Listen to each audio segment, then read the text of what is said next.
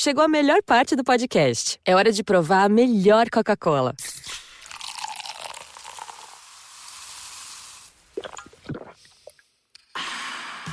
A Coca-Cola sem açúcar. O sabor irresistível da Coca-Cola, sem açúcar e igualmente refrescante. Coca-Cola sem açúcar. A melhor escolha.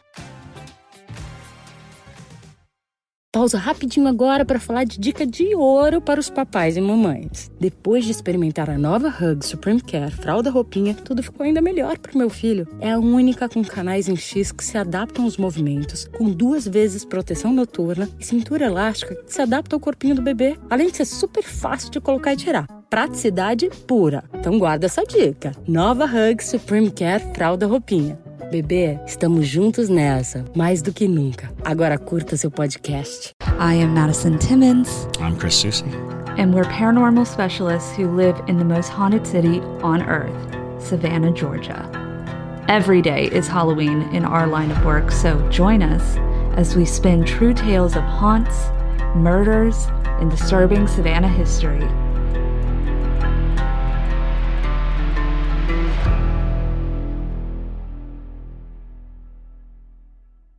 I'm Madison. I'm Chris.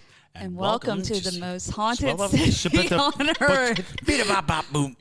Hello, and welcome back to another episode and a new season of the most haunted city on earth. My name is Madison Timmons. I'm Chris Soucy.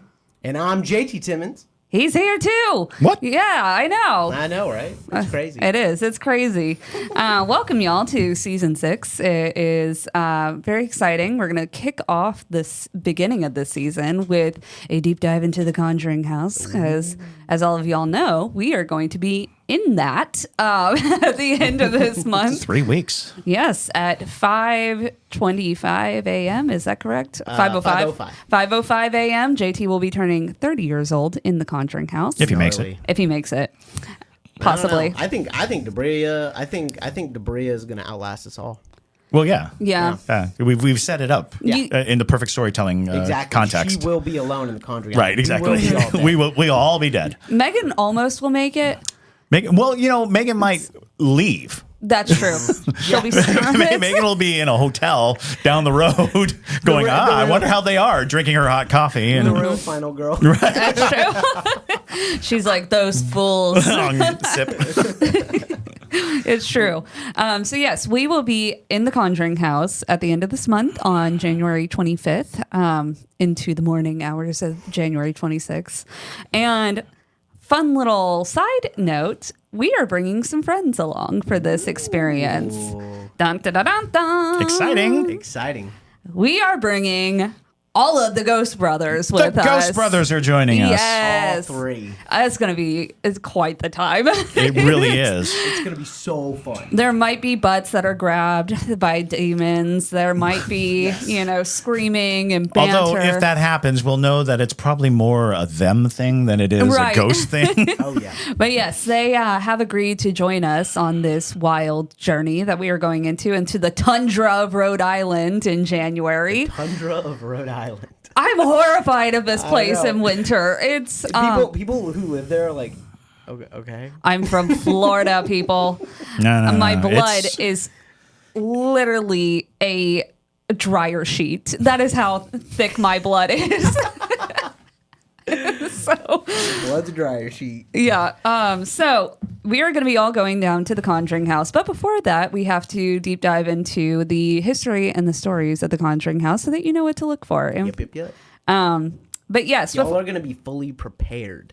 You will know everything. That is what we are. Yes, that is our goal, is to get y'all. And we're taking all the Parajunkies with us. Yeah. So, Parajunkies will be getting lives throughout, and so they will be able to be on the watch out, watch our backs, and fill us in on anything that they come up with, because you can all research on your own various factors, because there are many more sources for this kind of for the information on the Conjuring House. We're doing deep dives very close to the Perron family. We're going straight to the source, but there are other avenues, and we can't explore them all. Exactly. So do some research alongside us and all that. There's literally hours upon hours and hours of reading that you can do on it. Trust me, I know at this point. But yeah, if you are wanting to get an inside look of the investigation, you want to be able to watch alongside us while we're doing all the investigating and stuff. Now is the time to become a Parajunkie. You have to be a Parajunkie this month to be able to access that. Yes. You can't get the live streams next month, more than likely. And so, yeah. We'll probably edit something together. Yeah, we'll edit something together. yeah. But if you want to see it live, you got to be with us. Gotta be with us. So, and then at 5:05 a.m., we are going to ask the ghosts to blow out my candles. yeah. That is what we're gonna do. We're going to have a birthday cake. Yep. So, anyway, so before we get into that, we do want to do just a couple quick announcements. So first off, we're going to thank some new Parajunkies that joined us during the break. So we want to thank Ray, Soul88, Kelly, Josh, Angie L, Paige Harmon, Chaos Pokey, Oh yeah. Christina, and Taryn. Thank you guys so much for joining us. Thank y'all.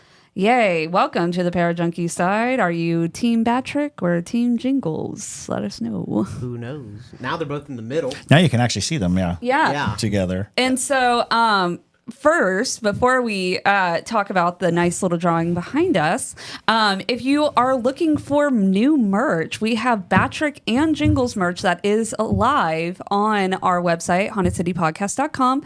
We had a artist draw everything for us, so it's all original artwork. It's very cool. And you can pick what side you want to be on. I am partial to Jingles, of course, and so... Because she's evil. I am. I'm in my villain era. That's... Which apparently started at birth and will end 100 years from now. Correct. And then afterwards. Yeah. So, but Jingles does have other fans as well, including Parajunkie L. L actually drew and painted Jingles for us. This is called Jingles Takes 5. And it's Jingles smoking a cigarette, which is just... perfect. Amazing. It Just is, perfect. with his flaming rat skeleton. And I love that. And yeah, that's my new favorite piece Some of of our art. Parajunkies are so talented. They're so and creative. talented. It's just wild. Yeah, so Elle made this and sent it over to us. So that does give the invitation if anybody else wants to create any kind of like artwork of anything you can think of. Don't we have a squonk contest going on We somewhere? do. I have requested a squonk edition. The squonk edition. Yes, I believe. Bring on the squonk. I believe Ella's on that also. My kid Yes. just moved to squonk land. Yes. So my kid's up in Pennsylvania, and I said, keep an eye out for the squonk. Yeah, Sushi is on Squonk Watch. On Squonk Watch. As we speak. As we speak. Squonk Watch. And so, That's what we need. We need big graphics. Squonk Watch. Squonk Watch. Shonkonk. Right, exactly. Debria, that's, you know Debria. what to do. Shonkonk. Shonk, shonk. Shonk, shonk. And so, yeah, if you're artistically inclined, send us some artwork if you're feeling up to it. And it doesn't have to be Jingles or Batrick or Squonks. It can be anything that you find interesting about the paranormal. We could use some Hat Man pictures. Oh, we yeah. could use give us Throw your it up best on the wall, Mothman. Yeah, Draw your sleep paralysis demon. you draw your sleep paralysis demon. Your favorite ghost, your favorite monster. Yeah. Yeah, eventually we'd like to, fill this whole wall with artwork from people. Yeah, so, absolutely. If you want to send us anything, we have our mailbox linked on our website, and it should be in our link tree as well. So you should be able to find it there. Also, thank you to Monique, Parajunkie Monique, for sending me these wonderful Mothman earrings for the holidays. I just got them today, and I'm very excited about them. It's really cool. It's Mothman with botanicals. Yeah, they're very, very cool. And so thank you, Monique. That was very, very sweet of you. So I had to wear them for the first episode, of course, and y'all know how I feel about Mothman. So... But L just commented, "Squonk is in the works." Perfect. Excellent. Yes. I wonder what We're Squonk looking will forward be doing. to it. Yes. Squonking. Squonking. Squonking. Squonking. All right. Well, with that, we have quite the hefty episode to get into, y'all. So let's dive on in. It's gonna be thick with how many C's? With how many C's? Yeah. Probably 12.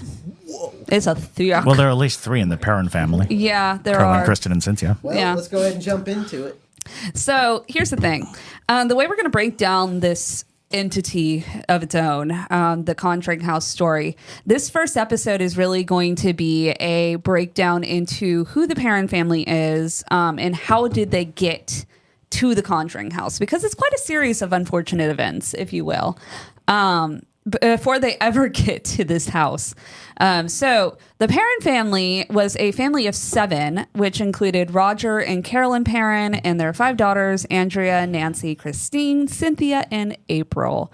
Now, most of this information that I am giving to y'all comes from Andrea Perron, who was the oldest daughter. Now, Andrea, I believe, is the only living child of the Perron family. I believe still that is correct. And so she has been very vocal throughout her life, explaining, her experience with the house and things like that. So most of this information comes directly from her through her book, which if you are looking to read it, it's called House of Light, House of Darkness, I believe. And so correct me if I'm wrong, but you can look it up. But yes, so it is a very fascinating book, very thick. So I recommend, It's in 2 volumes, isn't it? It basically is. Yeah. I'm reading it in the online version. Oh, okay. I see. But it is long. So you'll definitely want to sit down in multiple sessions with this one. But it has wonderful reviews, and I have thoroughly enjoyed reading it. So anyways, so diving into it. So the Perron family didn't always live in what we now know as the Conjuring House. At one point, they were just a normal family living in a simple suburban home. So Roger and Carolyn Perron purchased their home in the suburbs in 1964. It was an adequate, modest Cape Cod-style house with a generous backyard in Cumberland, Rhode Island. It was a deliberate choice based on the quality of the schools that their children would attend. So, they seemed like normal, mid 60s family style people. They're like, we just want a nice, healthy education for our children here in Rhode Island. Is that your Rhode Island accent? Yes. your New England. Well, let me tell you something. I sure do like my children getting to schools. Nice schools up there. But yes, so in the summer of 1970 was when everything began to change for their little neighborhood. The Perrons' idyllic and quiet little neighborhood would not be the same. And the first incident started with their dog, Bathsheba. Now, here's the thing, y'all. We'll talk about Bathsheba later on throughout this series. You'll hear this name again. You will hear this name again. But I find it bizarre that what really started it all was a dog. Sure. And so, which also raises some theories that we will discuss later on in the series about the demon that presented itself as Bathsheba. But anyways... So Bathsheba was an African Basenji that the Perron family had adopted in 1970. And according to Andrea, she was the sweetest, most magnificent creature that they had ever known, and a rare and exceptional specimen of a canine. Now, Carolyn told the family that she needed an unusual name since she was such an unusual breed. There you go. And oddly enough, Carolyn was the one that would produce the name Bathsheba, even though it was an unfamiliar name to her. But they all liked it, so it kind of stuck. Well, there you go. Personally, I feel like that sounds like a demon. Yeah, no, presenting itself, giving a name, and a name that you would call out and speak often. That's the kind of thing that you really do have a sensation could be, an entity that is trying to insinuate itself into a family. Right. Exactly. And so, kind of bizarre, and makes you wonder if this entity hadn't been lurking before the Conjuring House. Right. So anyways, but yes, Andrea... How's that position? It's perfect. Awesome. So particularly Andrea fell in love with the dog very quickly, and she created a special bond with this dog. Now, Andrea one afternoon would ask her mom if she could take Bathsheba for a walk, even though she was only 10 years old. Now, mind y'all, it's the 60s. And so, actually, it's the 70s at this point. So in 1970, people did not care if their children were walking alone in places by themselves. So, of course. Yep.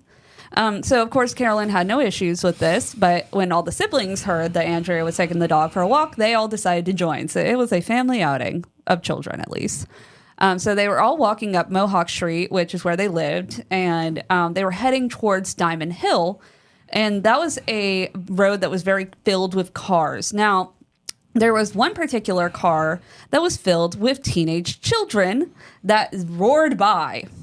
According to Andrea, Bathsheba was an obedient dog, but the tassels, this is a direct quote from Andrea, the tassels must have caught her eye, and in an instant she yanked the leash out of Andrea's hands and bolted across the road after the car. Which, I mean, if you have a dog of prey drive, you know, that's very normal. So Andrea, being a 10-year-old, is panicking and screamed, trying to call the dog back. But that was the mistake. So Bathsheba had been safely standing on the sidewalk at the other side of the road and immediately followed the command. And Bathsheba was hit by an elderly couple. And Andrea's direct quote of the incident was, her leash became wrapped around the wheel well, and the damage was so extensive that there was no saving her. So the responding police officer sent the girls home, and he had to finish the deed. Ooh. And so after the death of Bathsheba, the entire family was very grief-stricken, but particularly Andrea, since she considered herself responsible for the dog dying in pain. She spent multiple pages just explaining how upset she was. Right. She said that she stopped playing outside. She barely interacted with her siblings. And Carolyn hoped that time would eventually, heal her, but the first few weeks of July would be kind of the last nail in the coffin for Andrea and the Perron family in this home in Cumberland. So their last summer in the house. Now, here's the thing about their neighborhood. At this time, there are a lot of young boys in their neighborhood. And that particular summer, they created what Andrea referred to as a pack. She referred them as a pack of wolves because they were unhinged. And so she described them as individuals that all seemed to be acceptable, but as a group, they became the personification of what is ugly and mean-spirited in society.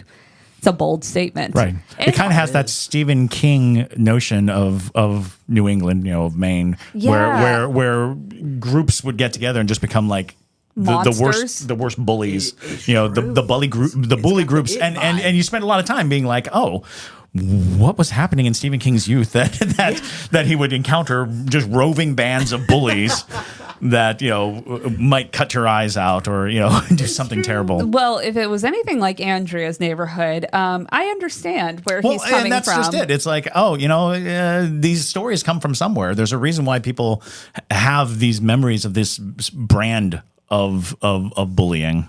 Exactly. And so the Perron girls were familiar with some of them, particularly the boys that lived next door. Now, some of the things that the boys would do were just like petty theft and minor property damages, but then they started to become concerning with rumors of weapons and sexual assault. Oof. Wow. One of the mothers in the neighborhood told Carolyn, and this is a quote from the book, there was an attempted sexual assault on a young girl who had been gagged and bound to playground equipment at their elementary school. Whoa. So if that tells you anything you need to know about these heathens, it's a lot. This was like budding serial killers in this neighborhood. Sure. Holy crap. So this type of behavior is important to remember. Now, so the Perron family was planning on going on vacation. Now, the 6 girls, so the 5 children and Carolyn, were very excited to spend time with Roger because Roger at this time was a traveling salesman. So he was often gone for work, and Carolyn had arranged for her mother-in-law to house sit and watch the rest of their pets, which included 4 cats, 2 Siamese, and 2 strays. Now, the Perron family returned from their vacation, and everyone was feeling recharged, and Andrea was finally smiling again. They had a lovely time, but when they pulled into the driveway, Roger immediately noticed that the door to the sun porch was wide open. He assumed that when his mother last left that she had forgotten to close or lock the door. Then Carolyn saw something limp on the picnic table. Oh, boy. Before Carolyn could stop her, Andrea was already heading to go greet her cat, Scrunch, which was one of the stray cats. Now, When Andrea received no response from calling the cat's name, she looked and fell to her knees. Her cat had been brutally murdered. Her skull had been crushed and every bone in her body had been shattered. Oof. Roger then went into the house and found that it had been ransacked. There was food poured all over the floors. There was furniture that was overturned, mirrors shattered. The freezer full of food was open and covered in motor oil, and all the cats were missing. So much for 9 lives. That's not nice. These poor cats are being beaten to death, and here you are making jokes about it. It's my job. I think it went through all 9 lives. I mean, if every bone was broken. It's true. But so here's the thing. Roger calls his mom and finds out that she only had left a few hours before. Oh, no. So when she left, the 2 Siamese were inside and the 2 strays were outside playing. And she left them out there because the weather was fine and the family was going to be home soon. So Roger then realized when he went into the basement that the freezer with all of their meat had been destroyed beyond repair and nothing could be salvaged. Good Lord. So one of the strays had been found, but definitely had been brutalized. So that's Juliet. Now, Juliet will continue living with the Perron family all the way into the Conjuring House. And she's a big part of the story as well. So Juliet's fine. She's just been roughed up a little bit, but she escaped from the boys. But the Siameses were gone. Now, within a few days, a guilty young boy had come over and told Carolyn what had happened and who did it. Apparently, it was a 12-year-old boy that lived next door. He had schemed and initiated the break-in with his friends, and once they finished destroying the house, they held Scrunch down and beat her to death with a baseball bat. Serial killers. That's a serial killer if I've ever seen one. Those boys. But, it's interesting because it does sort of, if you wanted to take a supernatural look at this is a level of evil and malevolence that is so palpable, right? And to start with, even Bathsheba's death, one of the things that, just thinking out loud, when you have a dark spirit or a dark entity around you, they thrive on negative, sorrowful, grieving, pain, and if they can cause it or if they can be witness to it, they will. That's a good point. So, pets are oftentimes the target of malevolent forces because we care for them, we love them so much, and when they die, our hearts break. And when that happens, nothing delights a demon more than our suffering. When you think of the level of pure, intense grief and maliciousness in this act, it does seem almost supernatural. It almost seems like this family was already carrying with it some kind of curse, some kind of darkness, and it could have been some entity that attached itself at some unknown time, right? Close to this, revolving around this. But I find that very interesting because this is what they brought to the Conjuring House. And it's bizarre, too, because they lived in such a... Oh, it's the I was just like... For those of you who can't hear, there's a dog barking in the distance, and it's like, oh, no. Bathsheba! No. They cannot hear. No, Bathsheba! Literally, he's screaming because Bathsheba is dead, is no more. It's very interesting because it seemed like their neighborhood just did a full 180. Right. And that's just it. It's like when you think about how closely these events happened, how intense they were, almost, and it's funny because we had brought Stephen King up earlier, but you have that, the dairy sensation of it, where there's something just turning people, just making people crazy in a lot of ways. That's a fascinating aspect of it. I'm not saying that these weren't degenerate kids and that they that we're not dealing with, a societal failing and probably given the post World War II into the Vietnam War era of kind of societal constraints and restraints could easily develop and create this kind of behavior, because it's more like Lord of the Flies, really. Mm-hmm. You know, you get somebody, one bad egg to kind of get everybody into that fervor. But still, this is a lot. It's a lot. It's a lot. It's a lot. Especially because it was only like a couple weeks apart, too. Right, a couple of weeks apart. The level of destruction, too, when you think of, you know, a group of 12-year-olds who destroy a freezer, you know, to make it an unsalvageable, to go through this much destruction on a whim and in a short amount of time, in less than 2 hours, you know, in less than a few hours, to plan it, hatch it, carry it out, and then disappear. Right. And beat the snot out of a cat. Well, I mean, yeah. Just, you know, weird. It's just weird. Because that also means that the complicit parties, you know, it required everyone to be on board. Right. So even this kid who came forward guilty must have been weighing on him, but at the time he was a part of it. You know, so these are the kinds of things that come up in my mind is when we talk about demons, we oftentimes in our minds are imagining like, you know, some biblical reference, some Christian, pseudo-Christian idea. But the truth of the matter is, dark and negative energies create contaminated thought. They color our dispositions, and there was a long period of time when people who were like, you know, even when you got an upset stomach, it'd be like, oh, the spirits are off kilter. You know, you're experiencing a spiritual shift.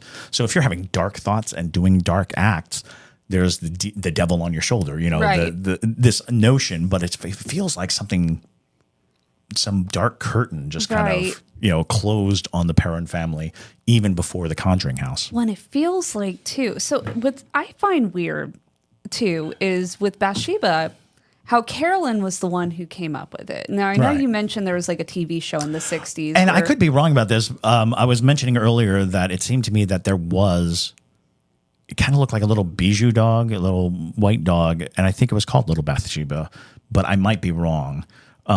And I can't remember if it was a movie reference or a television reference, but I seem to vaguely recall that Bathsheba being the name of a dog was in there. But I'm pulling on a memory that is very tenuous. Sure, I can't promise that I'm accurate there. But the weird thing is but still, the youngest child coming up with a very complex, you know, sort of biblically well, and it's centric name. Exactly. It's not a common name. And no, it's also weird that a woman who lived on the property that they eventually would get to was also named that, yes. And it's just, there's too many correlations to this where it doesn't feel like, because there are plenty of entities that will implant something into your mind. Thank you, Ajay. Right. That will implant something into your mind and not and make it seem like it's your own thoughts. Oh, absolutely. But it's just dropping little seeds. Because you'll see throughout the story of their experience of getting to this house and eventually being in this house, everything just falls into place so perfectly for them. Elle said, I want to know what happened to the boys / where they are now. And that I literally said that when you were telling me about this. So here's the tea, y'all. We do another episode. Where are those evil boys? Where are the evil boys? Dead. So here's the tea. We'll talk more about this. Oh, actually, it's literally coming up right now. So Carolyn called the police, but they did nothing. They literally did nothing about these boys ransacking their house and boys will be boys. You know. You know. They love beating sowing their wild out oats. They love murdering stray cats on a whim. But anyway, so Carolyn went to the home of the boy against the advice of the police. They said, don't get involved, Carolyn. And she's like, I'm going to go confront her mother or his mother. And so she picked a fight with his mother. Now, the terse conversation deteriorated into an argument and an accusation as the responsible party which was the young boy, he started coming out of his bedroom. Both of his arms had been visibly scarred from scratches and evidence of a cat fighting for her life. His mother instantly ordered him back into his room, so she must have known that her kid was bad news. Absolutely. But no, this is what Carolyn said. This is what Andrea says, but she says that the mother wedged her bulbous body between the doorframe to block the view. But Carolyn was convinced of his guilt, so there was as much metaphorical blood on his hands as residual scars on his serrated arms. Now, the next day, Carolyn and Roger went to the Cumberland Police Department there to file charges against the juvenile delinquent and assault dressed as animal cruelty. Right. The police still did nothing. So, now, because of these two dramatic events, it kind of created a change in Andrea. It would. Yeah. Well, so she stated in the book that she was no longer a demure little girl, but instead someone who was very angry and vengeful, and suddenly became as evil as those who committed a heinous crime. Again, bizarre. Calling upon the notion of the dark energy.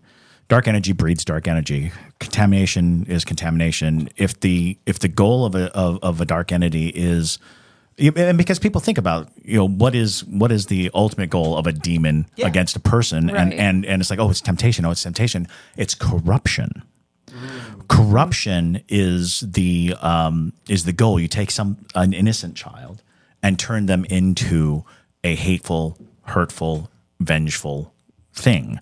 That is a perfect summation of an end goal for the dark energy. And it may have actually already been spreading throughout Cumberland at that point. It might have been an epidemic of sorts, to include the killing of the dog, to include the death of the cats, because what those do is they create the avenues of anger and hate and of course the desire for vengeance. And people don't understand that vengeance, when it's in your heart, doesn't stop at the person who wronged you. Vengeance is a poison that poisons everything around you. Nothing is safe from a vengeful soul. Because people were like, you want justice. It's like, sure, justice, but justice and vengeance are not the same thing. Yeah. Justice oftentimes doesn't assuage that vengeful feeling. Sometimes when people go and they are, handled through justice, that vengeful anger is still there, and you still want retribution of some type. And sometimes you'll take it from people who didn't do a thing to you. That's true. Now, here's the thing. Carolyn told the girls who had done it, and that was a big mistake. She told the girls that she wanted them to have nothing to do with those boys. So, Carolyn's thought process was stay away from them. Yeah, be safe.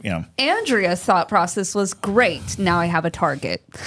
So Andrea blatantly defied her mother's orders and devising a plan of her own when she knew who was responsible.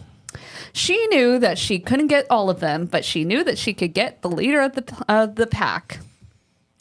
So she got her friends to help and swore them to secrecy, and they would use the telephone to track the whereabouts of her intended victim. She didn't go any further into details, but mind you, this being 1970s, my guess is that means people looking out their windows saw him, called on the phone and said he's going down this street. Called and said, I see him, he's going down this street. These kids should because have been it's not. They didn't have GPS back then. They didn't LoJack the boy. Yeah. It was, I'm like, yeah, using the telephone to track him, they probably created a telephone chain. Right. Also, I would like to say this is the plot of a Stephen King story. Again, because you have a group of good kids banding together to target the bully kid in response to horrible activity. And so here's the thing. Well, it took them 3 days to carry out her plan. And as she stalked him throughout the neighborhood, knowing the moment opportunity presented, she would confront the criminal, causing him to suffer as much as her cat did. Did she have a bat? Well, she didn't have a bat necessarily, but... She didn't have 9 lives. She had 9 innings. She didn't take a bat to him. She took a fist. Don't worry. So when she located him near the corner of Mohawk Street in Diamond Hill Road, unaccompanied by his bodyguard, as she referred to it, his brother, she pounced on him. And though both of them were roughly the same age and size, he was no match for her intensity in the revenge-driven assault. Absolutely. And now we can pull a full Star Wars connotation, which is giving over to the dark side. Yes. There's a never-ending well of strength that you can draw from when you give in to that hate and that anger and that rage. Because if the other person doesn't possess it, they do not have a defense. What they have is just just being a target. This is one of those things when you hear about it all the time. A street fighter can beat up a black belt because of intent, because there might be more at stake for that person, more going on. So yeah, and again, as we have been kind of setting up, is this idea of if there's a darkness there, it's feeding on all of it. Oh, it's feeding. Yeah, it's feeding. It is feeding, especially in this incident. Now, not once in Andrea's life had she ever displayed any type of violent behavior until this incident. Yet there she was on the side of the road beating this culprit bloody. Adrenaline coupled with pure unadulterated hatred. It was very dangerous, and her victim would soon learn. She broke his nose, punching him repeatedly, and once his eyes sealed shut, she throttled his scrawny neck, is what she said. She throttled his scrawny neck, muffling his pleas for help, then took aim at every vulnerable part of his body, rib, groin,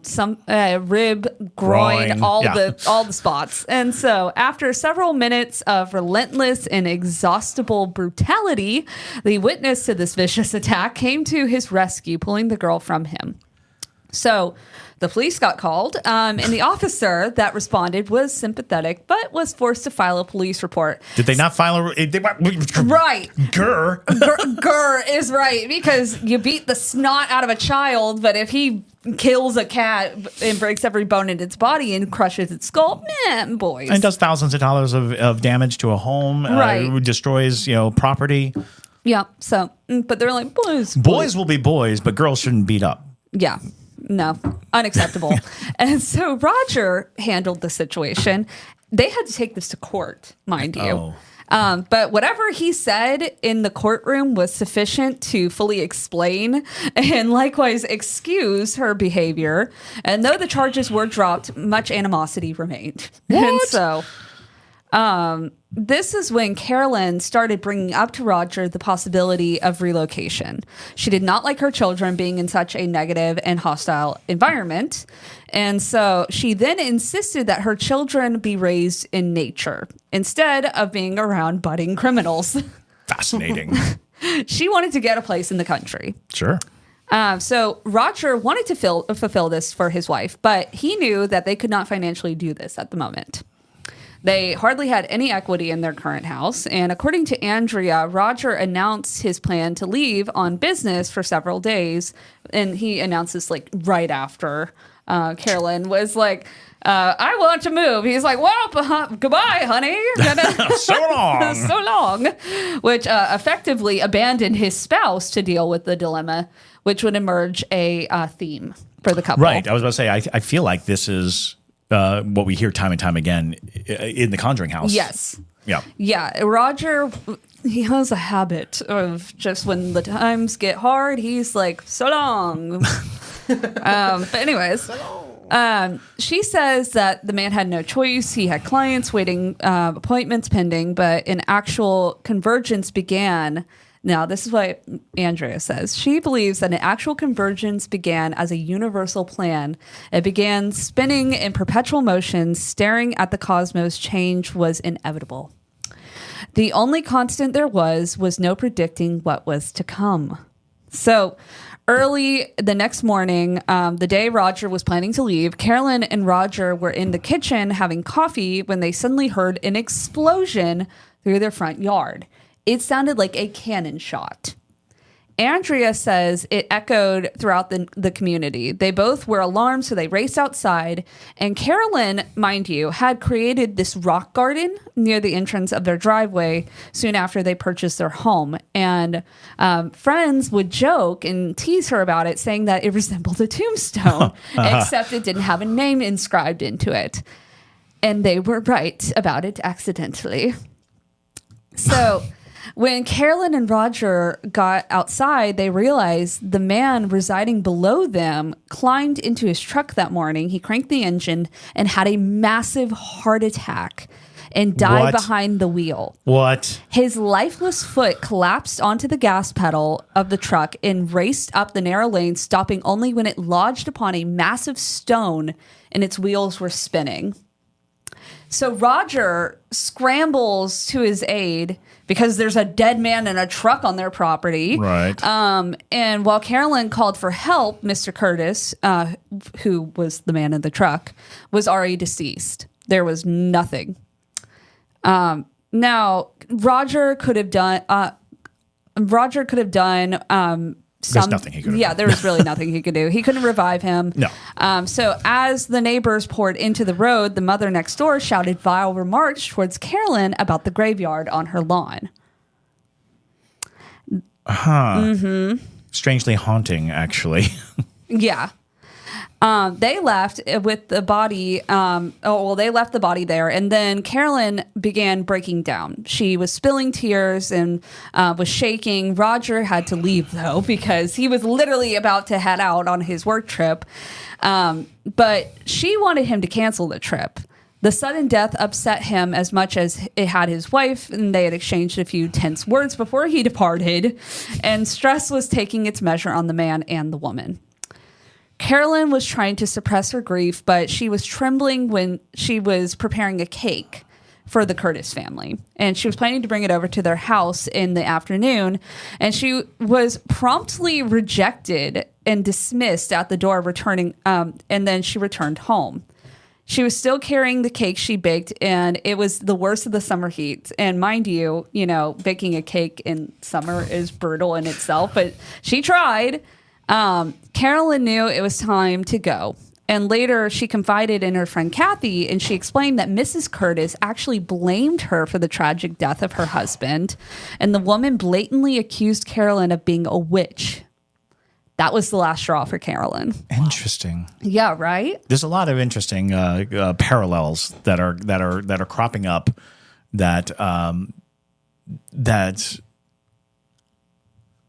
if you are sensitive at all, the echoes of which you would probably sense. If you knew what was happening to them, you would be like, oh, I can see where somebody would immediately draw upon witch and immediately draw upon bodies in the yard and immediately draw upon, they pulled the name Bathsheba out of a hat. It's like these are fascinating precursor to the events of the Conjuring House. It is fascinating. Now, Roger got home eventually, and Carolyn sat him down and explained what had happened while he was gone, and expressed very hurtful sentiments about the death of their neighbor and legitimate concerns that she had for the safety of their children.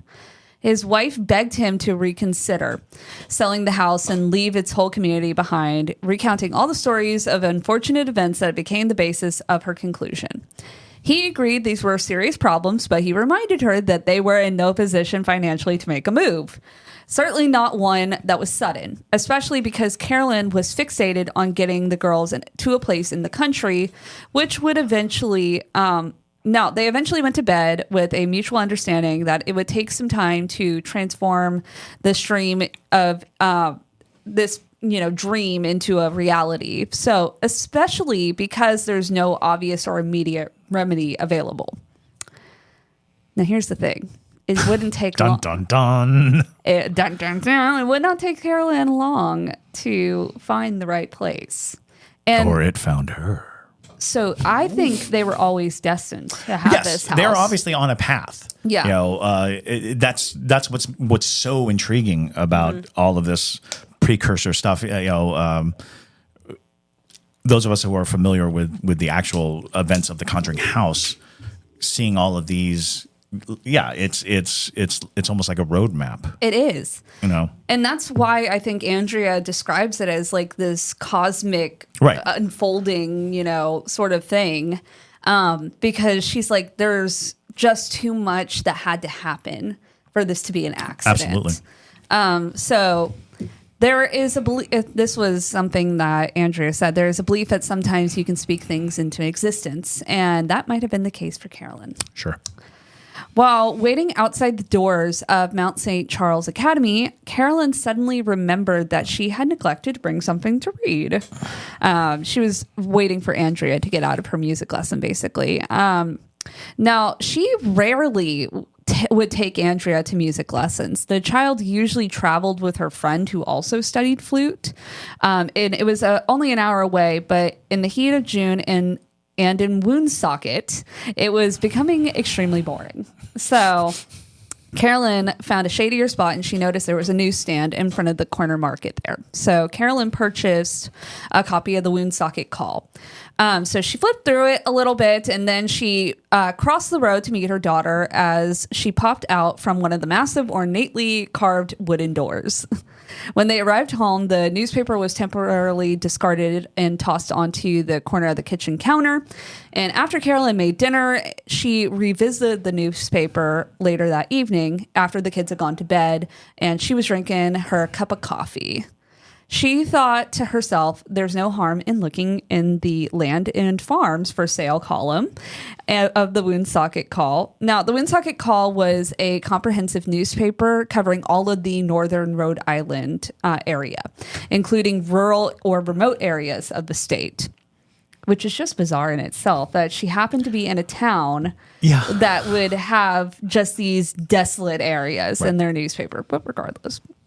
And how she just happened to forget something to read. But anyways, as she was looking through the page, her eyes caught an ad that said 9-room colonial farmhouse with barn, 200 plus acres, Harrisville, $75,000. It was well past 9 p.m.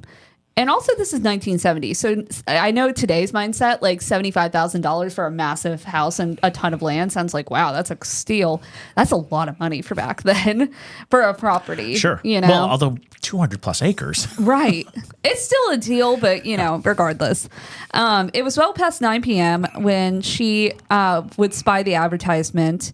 And the hour during that hour, Carolyn called the realtor, even though it was past 9 p.m., and made an appointment to view the property. The following day, so she went to bed that night and then laid there alone in the darkness, unable to sleep, disturbed by the persistent nagging regret at having made the call at all. What was the point? Roger had been very clear on the topic, and there is no extra money, no hope of moving anytime soon. The next morning, Carolyn called her closest friend, Kathy, and she was there within the hour while they were drinking their coffee in the kitchen. And then they were drinking their coffee in the kitchen. But the women whispered their conversations as the girls kind of mulled around, and neither of them wanted to arouse any suspicion regarding it and about this sudden excursion. So Kathy encouraged Carolyn to go and have a good time house hunting, and it was just, you know, pure folly. Right.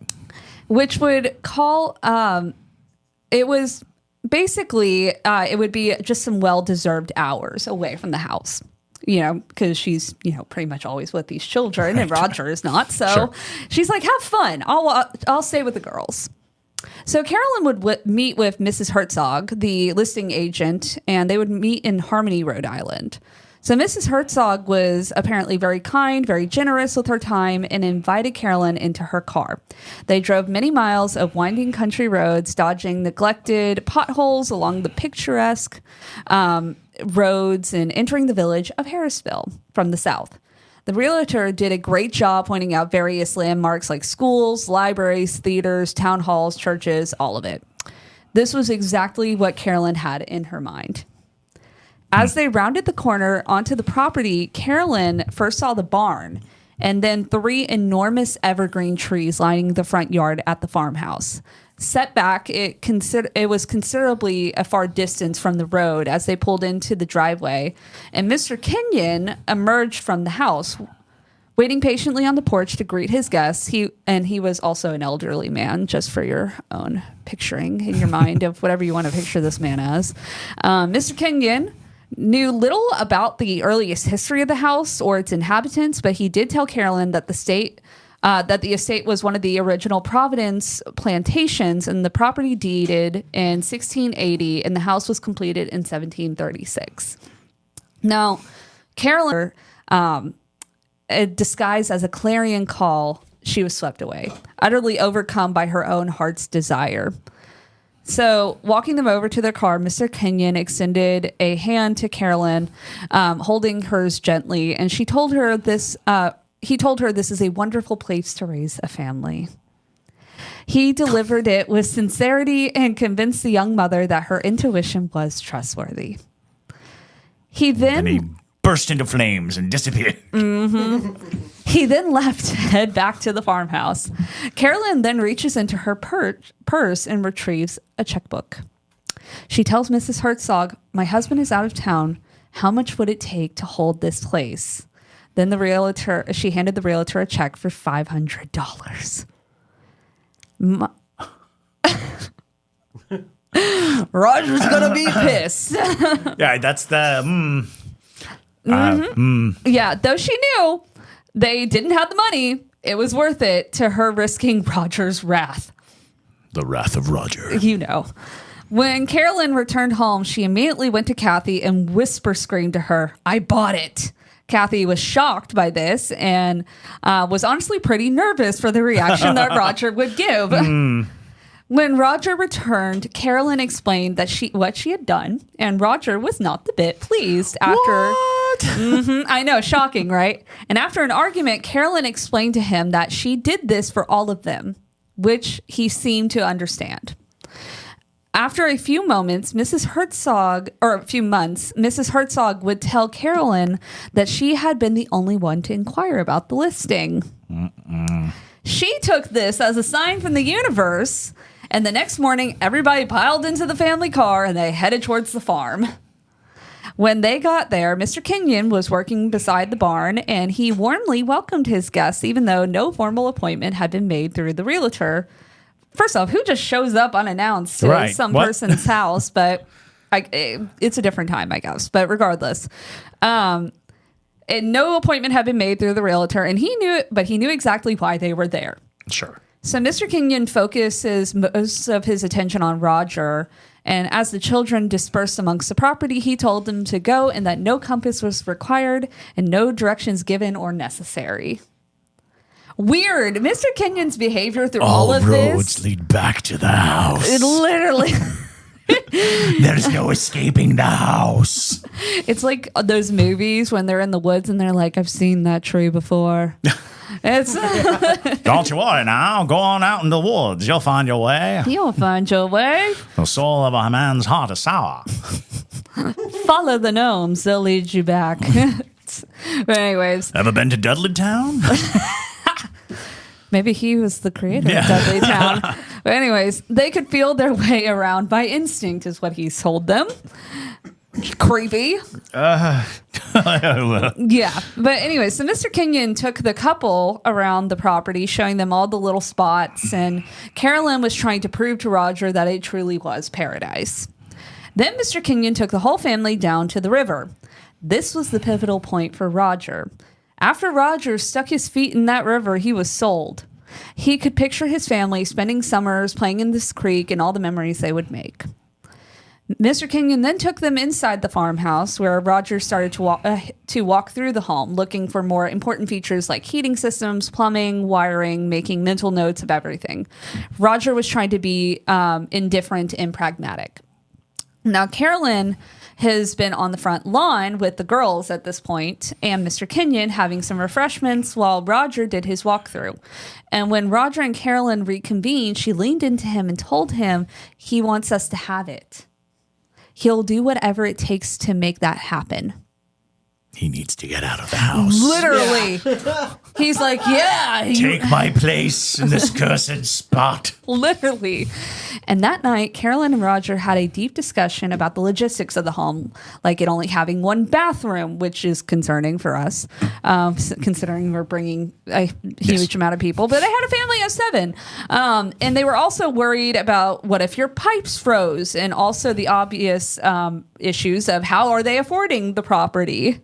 They stayed up all night discussing when finally Roger revealed that he had a private conversation with Mr. Kenyon. He was basically going to allow them the time that they needed to acquire the money for the house. Whoa. So sometimes when a deal is too good. Right. Like, things just seem to be falling way too easily into place. And so the next morning, Carolyn and Roger would reveal to all the girls that they would be moving to this home. And the girls were all so excited. They had loved the property, and they loved the idea of having a barn and cows and horses and all the farm life activity. But most importantly, Roger revealed that this would mean serious budgetary restraints. No more vacations, no more going out for ice cream, no more going out to dinner, nothing. They would also have to sell the boat, which eventually, if you read the book, it is a huge chunk of the book about how brutal it was. He made all these girls help him completely renovate this boat. Sure. Making them scrape barnacles and stuff so that they could sell it. And any money that they would get had to go into the fund for the house. The girls ended up, for the entire summer, making crafts and things to sell to the neighbors, including macrame potholders, and any money they made, they gave it to their parents for the home. And at one point, Nancy, one of the daughters, would steal the veggie scraps from the kitchen and take it to women in paper bags and sell it to them for their compost piles. Which Carolyn did not appreciate, by the way. Carolyn was like, you can't sell our trash to the neighbors. And Nancy's like, they want it. So I think she's a genius. That's repurposing. That's resourcefulness. That's resourcefulness, absolutely. So we don't want to be the trash sellers. Exactly. But the kids all remained happy, though, throughout all of this, because Kathy would step in and help keep the girls entertained and have fun during the summer while Roger was away working almost every single day of the week. Traveling salesman. Mm-hmm. They then spent one last Christmas in Cumberland, and then in January of 1971, before you knew it, they had enough money and they bought the house. Wow. So that was pretty quick, too, in the scheme of things. No, absolutely. Yeah. Yeah. But the Perron family was moving into the home of their dreams and eventually of their nightmares. Dum, dum, dum. And the rest you will hear in the next episode. Oh, boy. Mm-hmm. All right, you're right. We might need 4. I told you. Holy crap. It's thick. Yeah. But Goodness gracious. I know, it's crazy. But yes. So this even is a condensed version of everything that took place before this. Yeah. So if you want to hear more details on this portion, I highly recommend reading Andrea Perron's book. Yeah, good book. It's good. It's dense. There is a bit of fluff, but that's okay.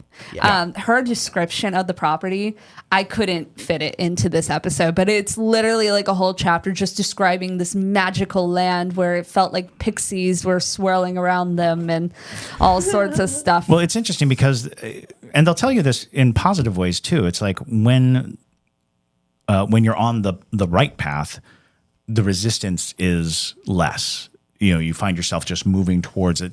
But that's true of any path that's being cleared for you. Right. It doesn't necessarily mean the right path. It just means one where the obstacles have been pared down for some reason. And this definitely makes it feel like they were on a crash course with this property. Everything definitely seems like a setup, It's like, it does. Yeah. All the way down to Mr. Kenyon just being bizarrely nice. Right. Like, Yeah. Right. Just right. weird. Right. Right. I don't trust this old man. It's also like, how did he survive in this house for so long? Or was he just getting so brutalized that he's like, he just had to get rid of it. Yeah. He just had to get rid of it. Because he even said that he hadn't lived there that long, Yeah. you know. So that gives you an idea that he probably bought it with that same sensation of, look at this place. It's great. It's got a creek. It's got 200 acres. This is amazing. Oh, demons? For sale. I'll work with you. Yeah. I mean, for him to give it to a family with like little girls, and just little kids, it must have been so bad that first off, no one wanted it. Like no one came. Like this is probably the only offer this house has gotten. Yeah, it makes me wonder if the other, It everyone around was like, "You're trying to sell that house? Are you crazy?" Yeah. Right. And so it was literally the only offer. Wow. And he was like, that's it. He's like, I gotta get out of here. It was some type of divine intervention, but like more malevolent than good entities. Yeah, I wonder if there is any record of him, of his experiences. Like, if there's somewhere out there, the diary of Mr. Kenlin. I mean, he was elderly, so he might have died before anything. Oh, sure. Any note of this, he But probably might be, is what he's saying. Well, but the point is, he might have died with all those stories before. Oh, I'm sure. He may not have, and that's just an interesting thing because living alone, elderly man on a farm, he probably didn't have anybody to talk to. Or we can ask the ghost when we're there what happened. That's true. Well, tell us a story about Mr. Kenyon. Yeah. Mr. Kenyon, are you still here? Yeah, right. Yeah, well, you might have gotten away physically, but did you get away spiritually? I'll just leave y'all. I'll just say, I'll leave y'all with this. He does say some very cryptic sort of things to the family when they first are moving in. Sure. And just a little teaser for you. He tells Roger, for the sake of your family, don't turn off the lights. Yes. Right. Big Jakes. So you'll have to hear more about that in the next episode. But yes, thank you guys for listening to today's episode. Please continue to listen throughout this series so that you are well prepared for the Conjuring House experience. And so it's going to be very fun. There's a lot of twists and turns to this story. So we look forward to bringing those to you. Also, if you don't already follow us on social media, you can find us at Haunted City Podcast on all of the platforms. And if you have ghost mail that you would like to send to us, send it to ghostmail@hauntedcitypodcast.com. Other than that, though, my name is Madison Timmons. I'm Chris Soucy. And stay spooky, y'all.